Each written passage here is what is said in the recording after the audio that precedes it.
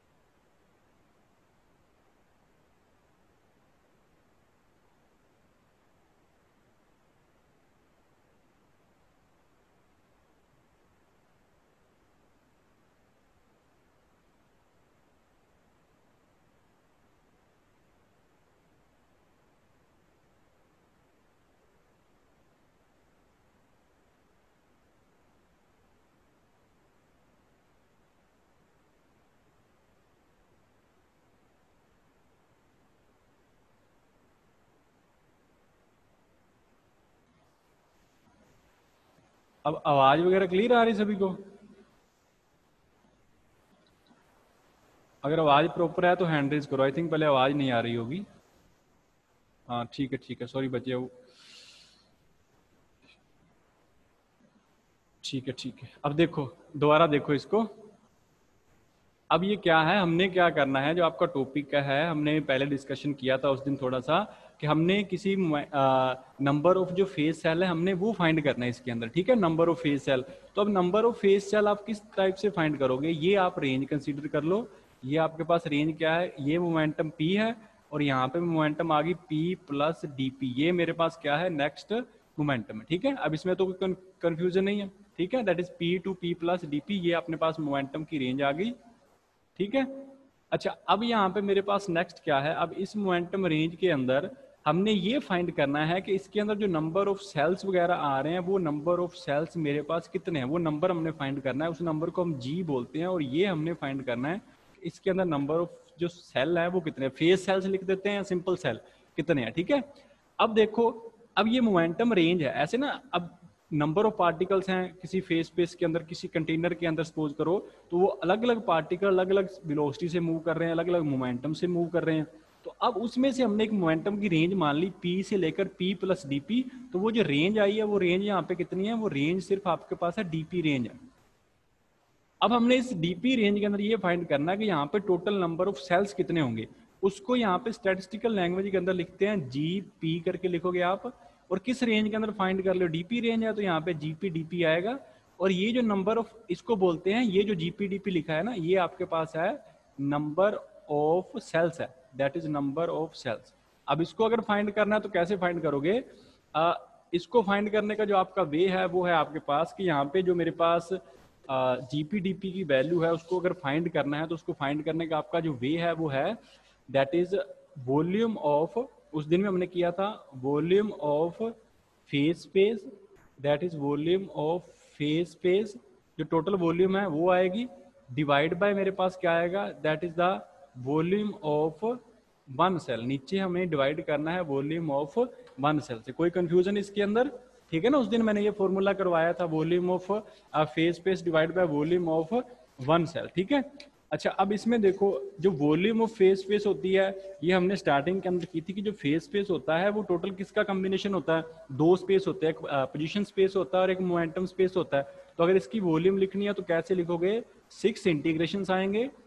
ठीक है, 6 इंटीग्रेशंस आएंगे मेरे पास, और किसके विद रिस्पेक्ट टू, एक dx, एक dy, एक dz आएगा, बाद में एक dpx आएगा, एक dpy आएगा, एंड लास्ट वन जो आएगा dpz आएगा। ये चीज क्लियर है? ये है आपकी वॉल्यूम ऑफ फेज स्पेस है। अब इसको हमने डिवाइड करना है वॉल्यूम ऑफ वन सेल, और उस दिन हमने वॉल्यूम वन सेल निकाली थी कि वन सेल की वॉल्यूम h नॉट क्यूब है, इससे कम नहीं हो सकती, ये वॉल्यूम आपकी मिनिमम है। तो ये आ गया h नॉट क्यूब, इससे आप क्या करोगे, डिवाइड करोगे। क्लियर है? कोई कंफ्यूजन इसमें? ठीक है। अब नेक्स्ट देखो, यहाँ पे जो मेरे पास नेक्स्ट है उसको किस टाइप से करोगे। अब नेक्स्ट हमने क्या करना है, यहाँ पे ये जो वॉल्यूम है, अब इसको दो पार्ट्स के अंदर हमें पता है, एक पोजीशन स्पेस की वॉल्यूम है और एक आपकी मोमेंटम स्पेस की वॉल्यूम है। तो ये जो पोजीशन स्पेस वाली वॉल्यूम है मैं उसको हाईलाइट कर रहा हूँ ग्रीन कलर के अंदर। ये जो 3 है वो आपके पोजीशन स्पेस वाले हैं, और बाकी जो बचे हैं वो आपके मोमेंटम स्पेस हैं।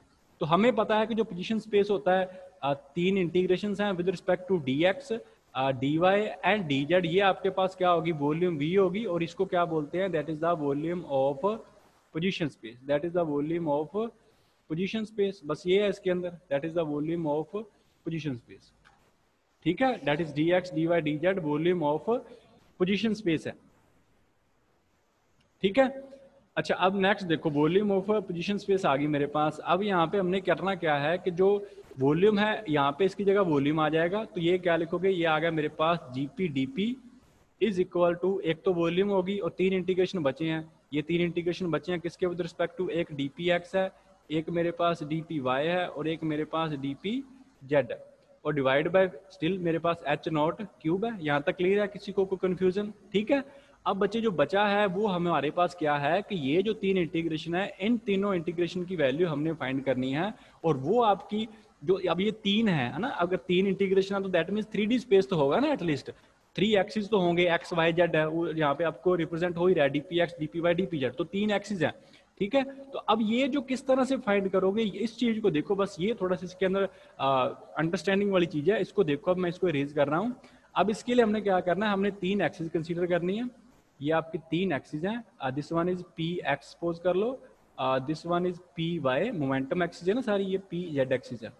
अब हमने क्या करना है, हमने कोई मोमेंटम रेंज कंसीडर करनी है। अब 3D है तो 3D पे आप सर्कल क्या, आप स्फीयर ड्रॉ करोगे। तो यहाँ पे हमने एक स्फीयर ड्रॉ किया, ग्रीन कलर के अंदर मैं ड्रॉ कर रहा हूँ, मान के चलो ये मैंने स्फीयर ड्रॉ किया। ठीक है। और ये आपका जो स्फीयर है वो मान के चलो उसका जो रेडियस है वो p है, जो हमने रेंज कंसीडर करनी है ना उसके विद रिस्पेक्ट, ये आ गया p। उसके बाद में एक हमने स्फीयर और कंसीडर करना पड़ेगा, वो मान के चलो ये दूसरा स्फीयर है। ठीक है। और ये इसका जो रेडियस है वो आपके पास आएगा, दैट इज ये जो आपका रेडियस है p प्लस dp है, that is p plus dp। I think इसमें कोई प्रॉब्लम नहीं होगी, क्लियर है सभी को? ठीक है। px, py, pz, और एक मेरे पास मोमेंटम p आ गया, और एक मोमेंटम है p प्लस dp मोमेंटम। ठीक है, कोई प्रॉब्लम तो नहीं है इसमें? अब क्या करना है, अब हमने जो हमें चाहिए, हमें फाइंड क्या करना है, हमने इस रेंज के अंदर जो ये 2 सर्कल्स के अंदर आपको शो हो रही है ना, इस रेंज के अंदर जितने भी नंबर ऑफ सेल्स है हमने ये फाइंड करना है। ये क्वेश्चन है हमारा, ये टोटल हमने फाइंड करना है टोटल। तो अब इसको कैसे फाइंड करोगे, क्योंकि आपने वॉल्यूम निकालनी है। जो लास्ट में 3 टर्म्स बची थी, ये 3 इंटीग्रेशन थे, दैट इज dpx और dpy, और साथ में मेरे पास क्या था, dpz। तो ये किसकी वॉल्यूम होती है, ये आपकी वॉल्यूम है, that is the volume of momentum space है ना। तो उस मोमेंटम स्पेस की वॉल्यूम हमने फाइंड कहाँ से करनी है, एक तो आपका रेडियस ये p है एक स्फीयर का, और दूसरे स्फीयर का रेडियस है p प्लस dp। तो वॉल्यूम ऑफ, अगर हमने स्फीयर होती है, जो वॉल्यूम ऑफ स्फीयर वो क्या होती है, volume of sphere that is 4/3 pi r cube होती है ना वॉल्यूम। क्योंकि हमें क्या चाहिए, हमें बस ये जो मैंने रेड कलर के अंदर डोनेट कर रखा है इन बिटवीन 2 ग्रीन लाइंस, हमें सिर्फ ये फाइंड करना है। तो ये वॉल्यूम आप कैसे फाइंड करोगे, हायर वॉल्यूम जो है बिगर रेडियस में से लोअर रेडियस आपने माइनस करना है। ठीक है। तो वो मेरे पास क्या आएगी, 4/3 पाई आर बिगर लिख रहा हूं मैं, आर बी का क्यूब आएगा माइनस 4/3 पाई आर स्मॉलर का क्यूब आएगा।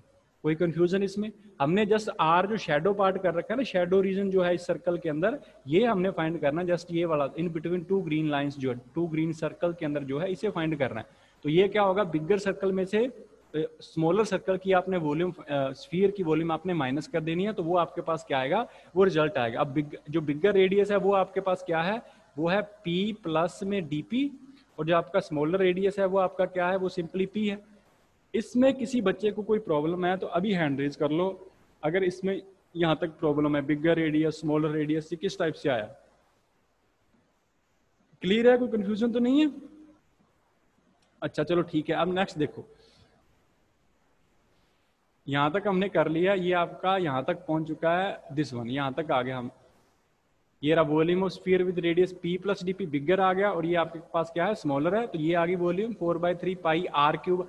आर की जगह ये बिगर वाला है तो बिगर की जगह क्या आएगा, P प्लस dP, ये स्मॉलर है तो उसकी जगह सिर्फ क्या आएगा, P आएगा। कोई कंफ्यूजन? ठीक है। अब क्या करना है आपने, A प्लस बी का क्यूब है, यहाँ पे फॉर्मूला यूज करोगे इस टर्म के ऊपर, A प्लस बी का क्यूब, तो ये क्या आएगा, A cube plus B cube plus 3, ठीक है। यहाँ पे मेरे पास A cube plus B cube, ये आपको फॉर्मूला पता ही होगा, 3A² बी इंटू 3AB², वो वाला फॉर्मूला अप्लाई कर लोगे, आंसर आपका सेम है, उसमें कोई चेंज नहीं है, ये फॉर्मूला आ जाएगा। A प्लस बी का क्यूब अप्लाई करोगे तो इसमें कोई प्रॉब्लम नहीं है, ठीक है, हो जाएगा ये। अब ये 4/3 पाई था और ये 4/3 पाई था, इन दोनों को हमने आउटसाइड ले लिया, और बाकी इसको सोल्व करके ये लिख लो, और ये P क्यूब आपका ये रहा, ठीक है।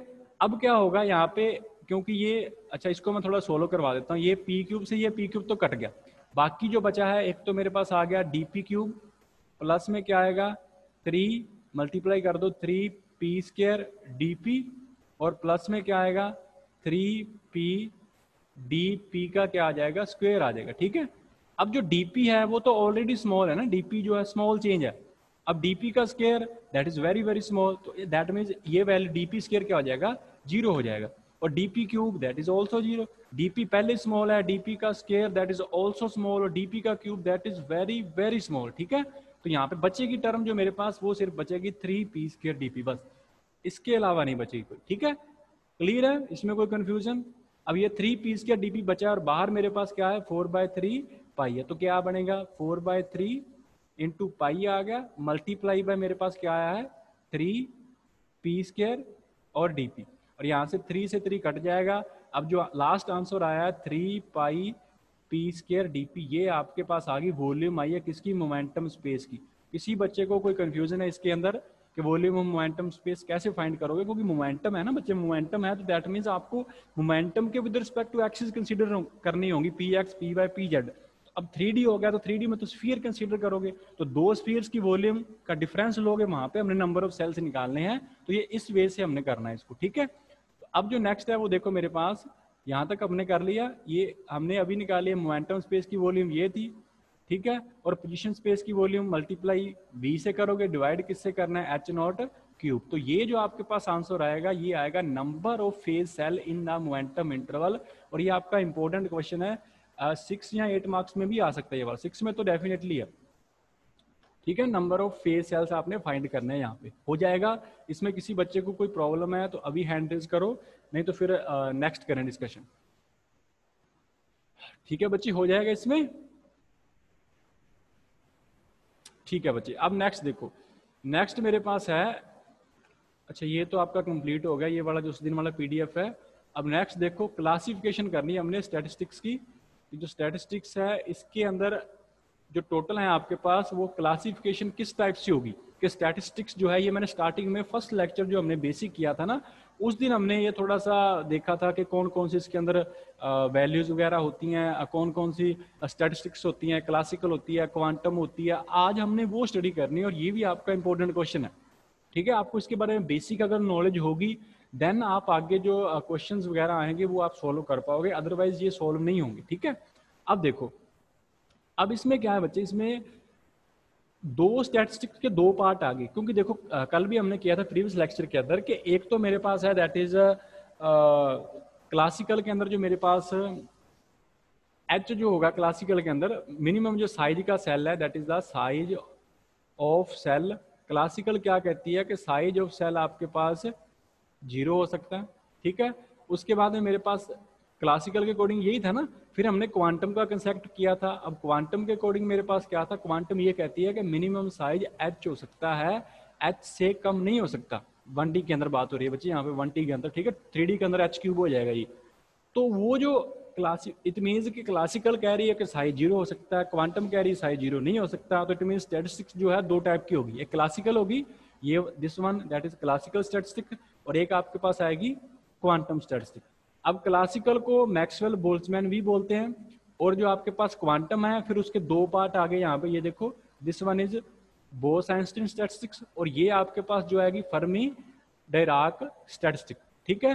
तो कुल मिला के हमारे पास वैसे तो दो ही क्लासेस होती हैं, क्लासिकल होती है, क्वांटम होती है, पर क्लासिकल को हम मैक्सवेल बोल्ट्जमैन बोलते हैं, और क्वांटम में दो पार्ट आते हैं, एक तो आपके पास होता है बोस-आइंस्टीन वाली, और एक आपके पास होती है that is Fermi Dirac statistics वाली, ठीक है। तो ये तीनों हैं, इनके नेम वगैरह याद होने चाहिए आपको, और ये भी आपको याद हो कि वो क्लासिकल के अंदर कौन सी आ रही है। बाकी तो ठीक है, लेकिन ये मैक्सवेल बोल्ट्जमैन और ये बोस-आइंस्टीन ये कंफ्यूज करते हैं, क्योंकि इन दोनों में बी करके आएगा दोनों में, तो ये कंफ्यूजन होती है कि वो फर्स्ट में आएगी या सेकंड में आएगी।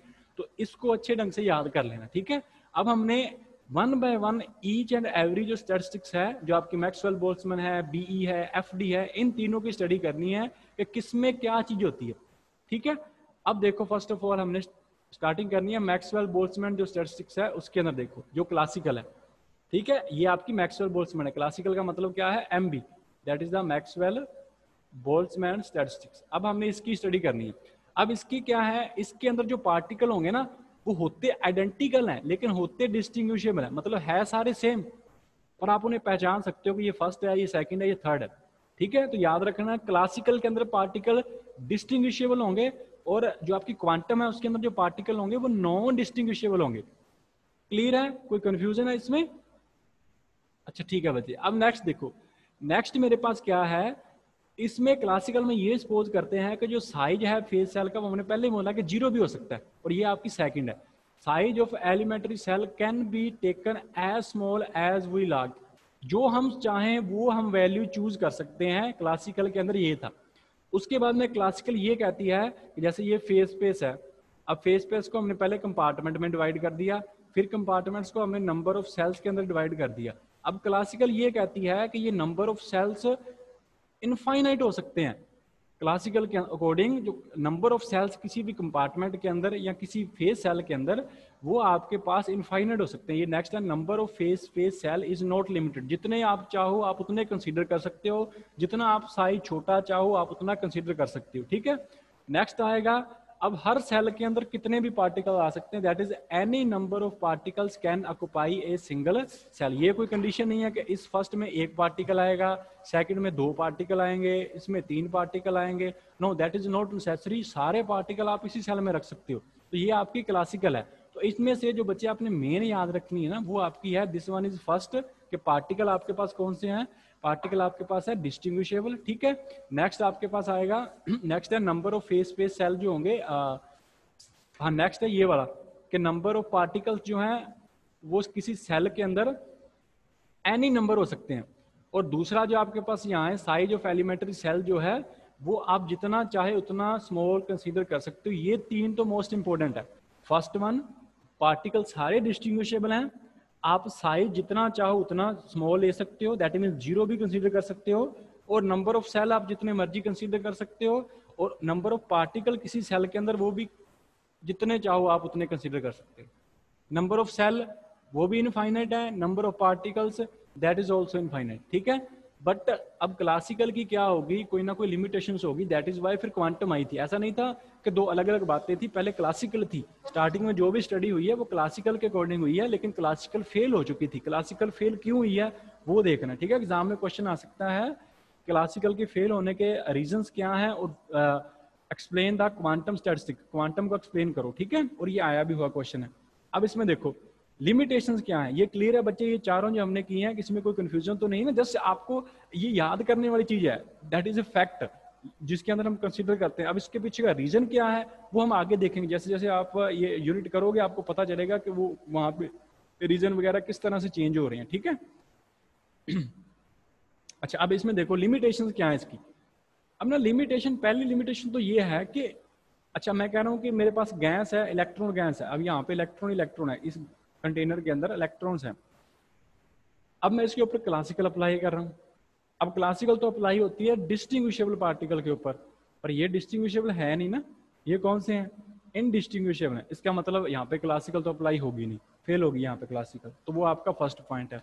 अच्छा दूसरा क्या है, अगर आप टेम्परेचर बहुत लो कर दो, वेरी वेरी लो टेम्परेचर हो जाए ना, उस पर भी ये फेल हो जाती है, क्योंकि वहां पे फिर पार्टिकल लो टेम्परेचर पे ज्यादा मूव नहीं करेंगे, तो उसके कारण मोशन वगैरह स्टडी करना डिफिकल्ट हो जाएगा, किस में कितने नंबर ऑफ पार्टिकल्स हैं, ठीक है, तो वहां पे फेल होती है।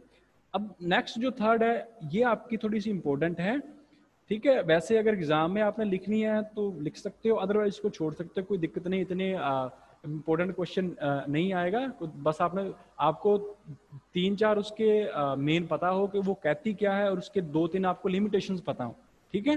वो दूसरी नेक्स्ट जो है क्वांटम, उसकी तो लिमिटेशन से आएंगी नहीं, कम है, लेकिन इसकी आपको याद करनी जरूरी है।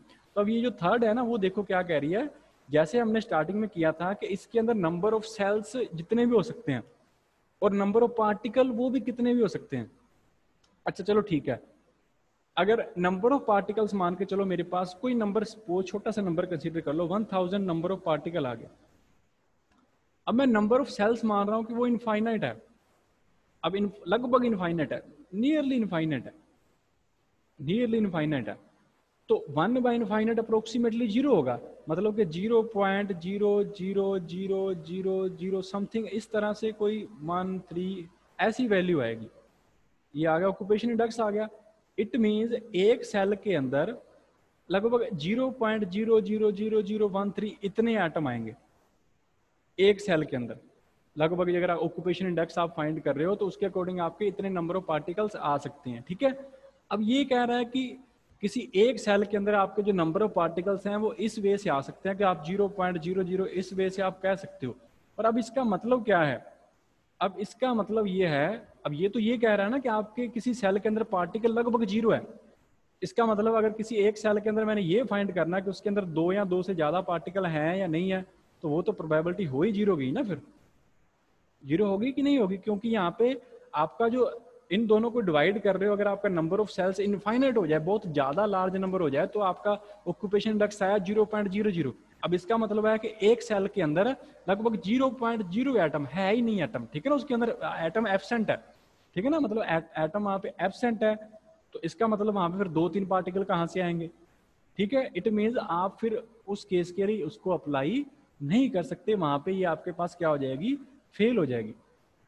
क्लियर है, तो ये आपका थर्ड पॉइंट है। नेक्स्ट जो है बच्चे वो क्या है, नेक्स्ट है साइज वाला। अब क्लासिकल ने बोला कि आप साइज जितना चाहे उतना आप कंसीडर कर सकते हो, साइज जो है वो आप 0 भी चूज कर सकते हो, ये वाला फोर्थ वन है, वी आर नॉट फ्री। अब फोर्थ वन ये है कि साइज ऐसा नहीं होता कि आप जितना चाहे उतना मर्जी आप लेसर कंसीडर कर सकते हो, स्मॉलर कंसीडर कर सकते हो, क्यों नहीं कर सकते, बिकॉज हमने पहले ही देखा हुआ है अनसर्टेनिटी प्रिंसिपल होता है delta x delta P x, उसके अकॉर्डिंग अनसर्टेनिटी जो होती है अप्रोक्सीमेटली एच कट होती है, इससे नीचे नहीं जा सकते आप, तो यही आपका सेल होगा, इससे कम आप कैसे जाओगे, दैट इज नॉट पॉसिबल, क्योंकि सारे नेचुरल सिस्टम इस इक्वेशन को फॉलो करते हैं। तो आप नेचुरल सिस्टम जो है उसका जो आप टोटल फ्लो है उसको ब्रेक करके आप अलग ही चीज कंसीडर कर रहे हो कि आप जितना साइज चाहे उतना आप स्मॉलर कंसीडर कर सकते हो, तो दैट इज नॉट पॉसिबल। तो यहाँ पे आपकी क्लासिकल क्या हो जाती है, फेल हो जाती है। क्लियर है, इसमें कोई कंफ्यूजन किसी बच्चे को, ठीक है ना। अच्छा अब नेक्स्ट देखो, अब जो क्लासिकल के अकॉर्डिंग क्या है, क्लासिकल में मैं यहाँ पे बॉक्सेस बना के यहाँ पे रिप्रेजेंट करवा रहा हूँ कि क्लासिकल क्या कह रही है, आपको ये पॉइंट याद रखना है, बाकी भूल जाएं कोई प्रॉब्लम नहीं है। सपोज करो ये मेरे पास 2 सेल्स आ गए। अब क्लासिकल के अकॉर्डिंग है, पहला तो ये है कि पार्टिकल्स आपके डिस्टिंग्विशेबल होते हैं, मान के चलो 2 पार्टिकल हैं तो एक एक्स होगा एक वाई होगा। क्लियर है। नेक्स्ट आपकी क्लासिकल ये कहती है कि किसी भी सेल के अंदर कितने भी नंबर ऑफ पार्टिकल हो सकते हैं, तो मान के चलो दोनों इसके अंदर आ गए, इसके अंदर आया नहीं। नेक्स्ट एक सिचुएशन और ये हो सकती है कि फर्स्ट के अंदर कोई नहीं आया और सेकंड के अंदर एक्स और वाई आ गया। अच्छा फिर आपके पास ये आ गया नेक्स्ट, अब इसके अंदर क्या है, दैट इज एक्स आ गया और ये मेरे पास आ गया वाई।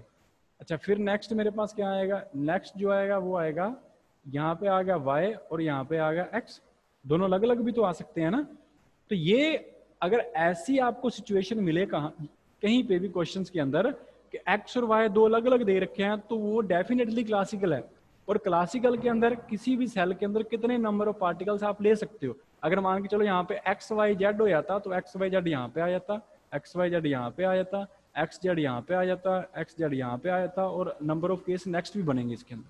ठीक है, तो ये आपकी क्लासिकल है। क्लासिकल के according number of particle distinguishable होंगे, और किसी सेल के अंदर कितने भी पार्टिकल आ सकते हैं, 1000, 1 करोड़, जितने मर्जी पार्टिकल आप उस सेल के अंदर लिख सकते हो, इसमें कोई प्रॉब्लम नहीं है।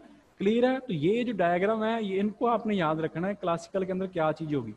ठीक है, अब जो नेक्स्ट है वो देखो, क्वांटम जो है आपकी, वो आप किस टाइप से करोगे, आपकी क्वांटम स्टैटिस्टिक्स है उसको देखो। नेक्स्ट आ गई क्वांटम। अब जो क्वांटम क्या कहती है, क्वांटम कहती है कि पार्टिकल्स होंगे इनडिस्टिंग्विशेबल। ठीक है, अब ये कहती है कि आप साइज जितना मर्जी चाहो उतना आप नहीं सपोज कर सकते, मिनिमम साइज आपका h³ होगा, इससे लेसर नहीं जा सकते इन 3D की बात हो रही है यहाँ पे बच्चे। ठीक है, उसके बाद में क्या है, अब ऐसा भी नहीं कर सकते कि आप नंबर ऑफ सेल जितने चाहो उतने कंसीडर कर सकते हो, वो तो डेफिनेटली है। अब इसमें ना श्योरिटी होती है। देखो, अगर मैं ये कह रहा हूँ कि यहाँ पे सपोज करो कि ये मेरे पास फेस स्पेस है, ये मान के चलो कंपार्टमेंट है। अब इसमें मैंने कह दिया कि जो फेस सेल का जो साइज है वो h होगा। तो अगर हमें पता है कि उसका लिमिटेड साइज h है, तो इसका मतलब इसके अंदर जितने भी सेल आएंगे वो भी लिमिटेड हो जाएंगे। अगर तो साइज 0 होता तो इसका मतलब सेल आप इनफाइनाइट दे सकते हो, लेकिन यहाँ पे साइज 0 है नहीं ना, तो इट मीन्स अगर सेल का साइज लिमिटेड है तो सेल का नंबर भी लिमिटेड होगा। ठीक है ना, अगर मान के चलो हमारे पास जो वॉल्यूम है वो 100, आपके पास वॉल्यूम है टोटल 100 मीटर क्यूब वॉल्यूम है किसकी, ये जो आपने कंपार्टमेंट कंसीडर कर रखा है, इसकी जो वॉल्यूम है वो 100 मीटर क्यूब है, और एक सेल जो है उसका जो वॉल्यूम है वो मान के चलो आप 1 मीटर क्यूब है। तो अब इसके अंदर जो नंबर आएंगे वो 100 आएंगे। टोटल सेल कितने आ सकते हैं, 100 आ सकते हैं। तो ये फाइनाइट नंबर आएगा ना। ठीक है, फाइनाइट नंबर आएगा। लेकिन अगर ऐसा हो जाए कि एक सेल की वॉल्यूम आपकी हो ही 0 जाए, तो 100 डिवाइड बाय 0 करोगे तो वो तो नंबर इनफाइनाइट आएगा ना, और वो आपका क्लासिकल का केस था। तो क्वांटम के अंदर आपके पास पार्टिकल कौन से होंगे, इनडिस्टिंग्विशेबल होंगे, साइज आपका h³ से कम नहीं हो सकता। 3D की बात हो रही है बच्चे यहाँ पे। और नेक्स्ट जो है आपके पास साइज h³ से कम नहीं हो सकता, और नंबर ऑफ सेल जो है ना वो लिमिटेड होंगे। ऐसा नहीं है कि आप जितने चाहो उतने नंबर ऑफ सेल कंसीडर कर सकते हो, दैट इज नॉट पॉसिबल। यहाँ पे ये पॉसिबल नहीं होगी। ठीक है, अच्छा अब नेक्स्ट देखो, नेक्स्ट क्या है, नेक्स्ट है मेरे पास थर्ड हो गया, हमारे पास फर्स्ट सेकंड एंड थर्ड हमने एक्सप्लेन कर ली। फोर्थ वन है, अब जो नंबर ऑफ पार्टिकल्स आएंगे ना किसी सेल के अंदर, वो मेरे पास क्या है, लिमिटेड है। अब ये थोड़ा सा that is not up to date, पूरी बिल्कुल एक्यूरेट नहीं है। एक्यूरेट क्यों नहीं है, क्योंकि इसके अंदर भी दो केस बनते हैं, एक आपका बोस-आइंस्टीन वाला और एक आपका फर्मी-डिराक वाला, दोनों में अलग अलग बातें होती हैं। ठीक है, तो इसको कट कर देना, ये आपने नहीं करना। ठीक है, तो ये आपका क्वांटम मैकेनिक्स है, उसके अंदर ये बेस 3 बातें होंगी। अब जो नेक्स्ट है वो देखो, हमने क्वांटम स्टैटिस्टिक्स स्टडी करनी है, तो क्वांटम में फर्स्ट ऑफ ऑल आपकी है बोस-आइंस्टीन स्टैटिस्टिक्स। अच्छा बच्चे, जो हमने अब तक किया है इसमें किसी को कोई प्रॉब्लम है तो हैंड रेज कर लो, दोबारा एक्सप्लेन कर लेने। क्लासिकल जो है उसमें कोई प्रॉब्लम किसी बच्चे को?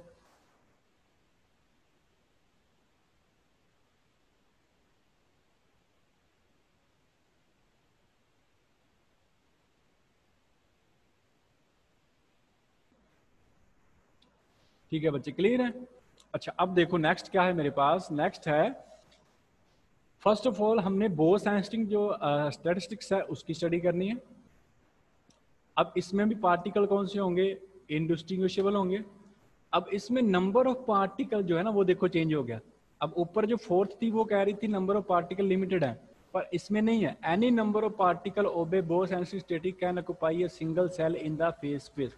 अब मान के चलो ये मेरे पास अगर सेल है कोई, और ये किसको फॉलो कर रहा है, बोस-आइंस्टीन स्टैटिस्टिक को, तो यहाँ पे क्या होगा, पार्टिकल आपके होंगे इनडिस्टिंग्विशेबल। पार्टिकल नहीं आप पहचान सकते कि वो फर्स्ट है या सेकंड है, पर इसके अंदर जितने भी पार्टिकल्स आएंगे आप कितने भी पार्टिकल इसके अंदर प्लेस कर सकते हो। इस तरह से ये डॉट देखो सारे सेम है ना, डॉट ये इनको बोलते हैं इनडिस्टिंग्विशेबल। ये सारे आपके सेम डॉट्स हैं, तो ये इनडिस्टिंग्विशेबल पार्टिकल है।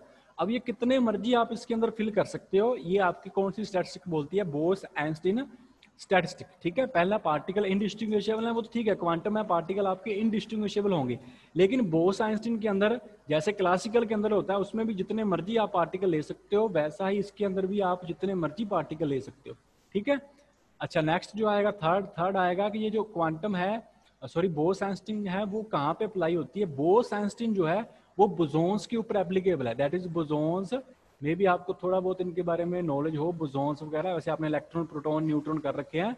जैसे फोटोन होता है वो बोसोन होता है, जो फोटोन है, ठीक है। तो बोसोन्स वो हैं जिनकी जो स्पिन होती है वो जैसे 0 1 2 इस तरह से इंटीग्रल मल्टीपल होती है ना, वो बोसोन्स होते हैं। तो उन पार्टिकल्स के लिए आपके पास कौन सी स्टैटिस्टिक आप अप्लाई करोगे, वहां पे आप अप्लाई करोगे बोस आइंस्टीन स्टैटिस्टिक्स जो है वो वहां पे एप्लीकेबल है। आप दूसरी दोनों अप्लाई नहीं कर सकते अगर वो आपका पार्टिकल कौन सा है, बोसोन है। जैसे फॉर एग्जांपल वो फोटोन हो या वो ड्यूट्रॉन हो, ठीक है, वो हीलियम एटम है, तो इस केस में आप वो बोसोन पार्टिकल है, तब आपको कौन सी स्टैटिस्टिक अप्लाई करनी है, तब आपको बीई अप्लाई करनी है, that is Bose Einstein statistic, ठीक है। वहां पे ये अप्लाई हो गया। अच्छा जैसे देखो सिंपल सी बात है, यहाँ पे मैंने स्पिन लिखी है ना कि स्पिन आपकी इंटीग्रल मल्टीपल होगी। तो ये स्पिन जो है वो इंटीग्रल मल्टीपल कब होगी, जब आपके पास टोटल नंबर ऑफ, अगर टोटल नंबर ऑफ मेरे पास पार्टिकल्स जो है ना, अगर टोटल नंबर ऑफ पार्टिकल्स मेरे पास वो इवन हो जाएं, देन आपके पास क्या होगा कि जो स्पिन होगी वो इंटीग्रल मल्टीपल होगी, 0 1 2 3 ऐसे। फॉर एग्जाम्पल मैं आपको एग्जाम्पल दे रहा हूँ, 2He4 ये हीलियम एटम है। अब इसमें इलेक्ट्रॉन कितने हैं, 2 है, इसमें प्रोटॉन कितने हैं, 2 हैं, इसमें न्यूट्रॉन कितने हैं, दैट इज ऑल्सो 4 - 2 2 हैं। तो टोटल पार्टिकल काउंट्स करो कितने हो गए, टोटल 6 हो गए ना। तो ये 6 इवन नंबर है।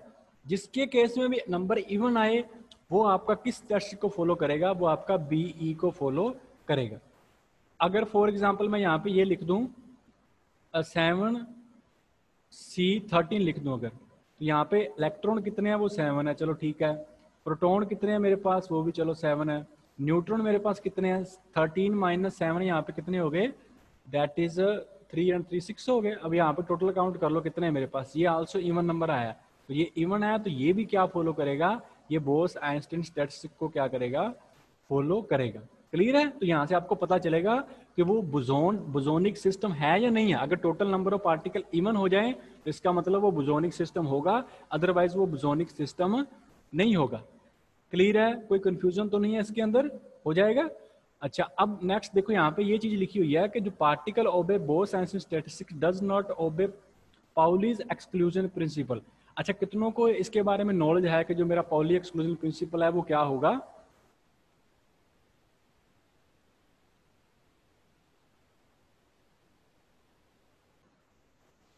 हाँ जी बच्चे, है नॉलेज किसी को। हाँ भी जसमीत,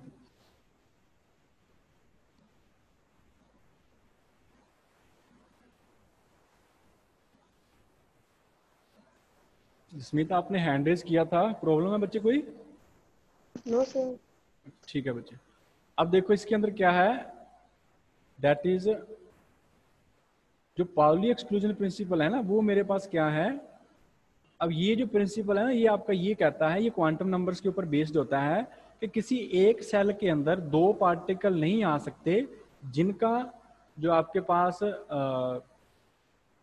जो क्वांटम नंबर्स हैं अगर वो सेम है, जितने भी क्वांटम नंबर्स हैं अगर वो सेम है, तब आप उन दोनों को एक सेल के अंदर आप नहीं रख सकते। अब इसके अंदर हमने ये बोल दिया कि किसी सेल के अंदर आप कितने भी नंबर ऑफ पार्टिकल्स ले सकते हो बोस आइंस्टीन के अंदर। इसका मतलब ये तो पॉली एक्सक्लूजन को फॉलो नहीं करेगा ना। जैसे आपको केमिस्ट्री में याद होगा, केमिस्ट्री में हम किसी एक सेल के अंदर ये अपर स्पिन और ये लोअर स्पिन ऐसे लिखते हैं, आप ऐसे नहीं लिख सकते।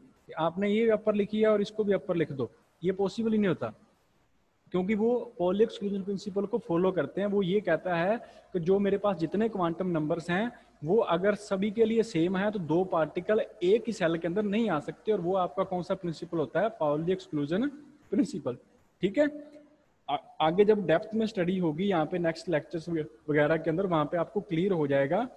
तो ये आपका दूसरा भी क्लियर है, बोस आइंस्टीन स्टैटिस्टिक्स जो है ये क्लियर है सभी को। ये कहाँ पे अप्लाई होगा, अगर टोटल नंबर ऑफ पार्टिकल मेरे पास इवन हो जाएं तब आप वहां पे इसको अप्लाई करोगे। कल इसमें से मैं क्वेश्चन पूछूंगा, ये क्लासिकल के अंदर आएगा या ये क्वांटम के अंदर आएगा और क्वांटम में भी वो बोस आइंस्टीन को फॉलो करेगा या फर्मी डिराक को। चलो फर्मी अभी रहती है, तो ये इन तीनों में से तो क्वेश्चन जरूर आएंगे कल, ठीक है। यहाँ पे इन बिटवीन क्लास पूछे जाएंगे, तो इसको अच्छे ढंग से कर लेना, बाकी फिर नेक्स्ट लेक्चर के अंदर ही करेंगे बच्चे, ठीक है। किसी को कोई प्रॉब्लम वगैरह है तो हैंड रेज कर लो। यहाँ पे अभी एक्सप्लेन कर लेते हैं, टाइम है 2 मिनट का।